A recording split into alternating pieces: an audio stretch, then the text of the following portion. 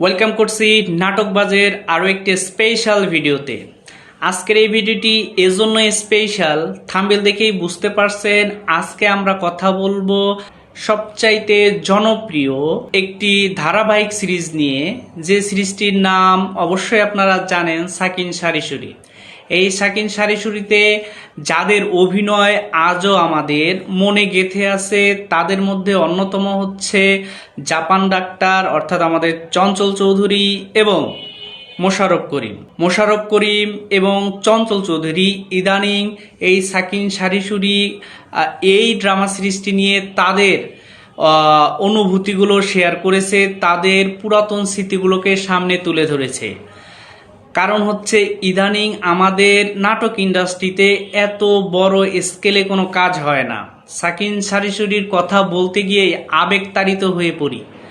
কারণ হচ্ছে আমরা যখন ছোট ছিলাম তখন এই নাটকটা আমরা এত দেখেছি, এমনকি এখনও সময় পাইলে সেই পুরনো ফাইল খুঁজে সেই নাটকটা প্রথম থেকে দেখা শুরু করে দেই।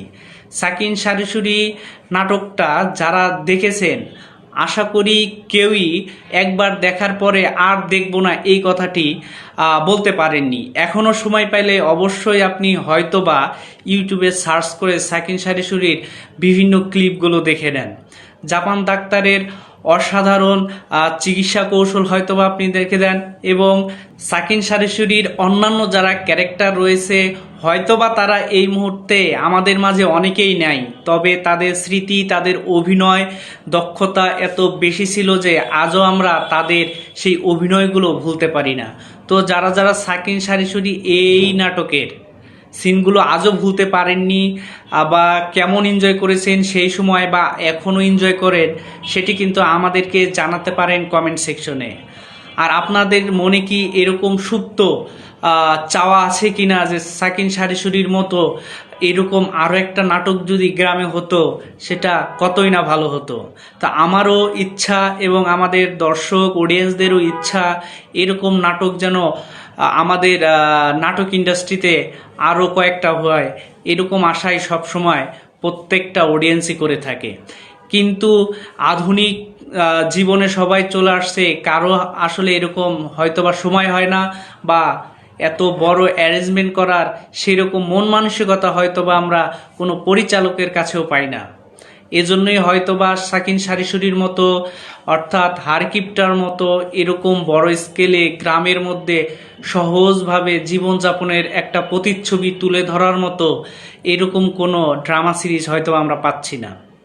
তো আশা করি হয়তোবা এখন নতুন সময় এসেছে, এখন আপনারা দেখতে পাচ্ছেন দেনা পাওনা চলতেছে, আর এটা আমাদেরই গল্প, এই সব ড্রামা সিরিজগুলো চলতেছে। আশা করি এই যে নতুন ধারা তৈরি হয়েছে, এই ধারাতেও গ্রামে আমাদের সেই শৈশবের সুন্দর দিনগুলোকে নতুনভাবে তুলে ধরবে এখনকার নতুন নতুন পরিচালকেরা। তো এই আশা ব্যক্ত করি অবশ্যই যেন সাকিন সারিসুরির মতো সেই পাবনার প্রত্যন্ত অঞ্চলের গ্রামগুলোতে সুন্দর করে গ্রামটাকে উপস্থাপন করা, সেই গ্রামের দৃশ্যগুলো দেখে আমরা যেন নস্টালজিয়া হয়ে পড়ি, আমরা যেন শহর থেকে সেই গ্রামে চলে যেতে ইচ্ছা করে, এইরকম নাটক আমরা সবসময় চেয়ে থাকি। তো আমার মতো কে কে এরকম নাটক চান তারা অবশ্যই আমাদেরকে কমেন্ট সেকশনে জানিয়ে যাবেন। আর হ্যাঁ, যারা শৈশব থেকে এখন পর্যন্ত সাকিন সারিসুরির নাটকের সাথে সম্পৃক্ত, সাকিন সারিসুরির নাটকের এখনও ক্লিপ দেখেন, তাদের বলবো অবশ্যই আমাদেরকে কমেন্ট সেকশনে জানিয়ে যাবেন সাকিন সারিসুরি দেখার অভিজ্ঞতা। তো আজকে বিদায় নিচ্ছি, দেখা হচ্ছে আবারও কোনো একটি নাটকের গল্প নিয়ে, যে নাটক আমাদের শৈশবকে, যে নাটক আমাদের কৈশোরকে রাঙিয়ে তুলেছিল।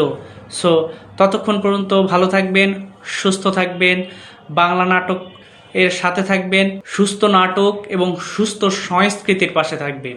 সেজন্য অবশ্যই আমাদেরকে সাবস্ক্রাইব করবেন, কেননা সুস্থ সংস্কৃতি তুলে ধরব আপনাদের সামনে এই চ্যানেলের মাধ্যমে। তো ভালো থাকবেন, সুস্থ থাকবেন, দেখা হচ্ছে পরের পর্বে।